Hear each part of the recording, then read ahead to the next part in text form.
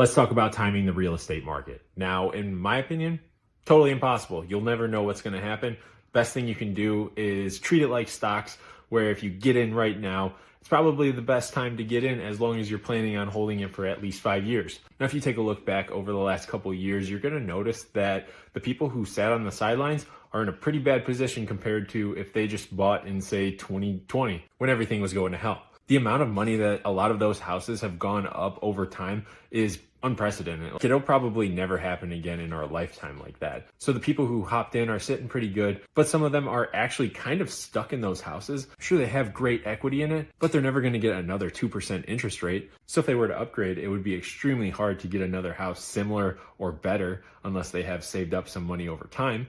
But that's something you should be doing in reality anyways. Now, with where we're at today, the market doesn't really seem to be slowing down, even though we're at that 7% interest rate.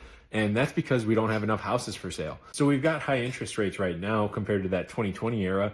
But in reality, these are pretty average interest rates if you are trying to jump into the home market. A lot of people saw that 9 and 10% area, and some even higher. So my personal advice, if you're ready to buy a house, just hop in the market now, get the house you can afford, because it's not going to get any cheaper or more affordable, at least unless there are some incentives or grants that are going to get rolled out to help home buyers.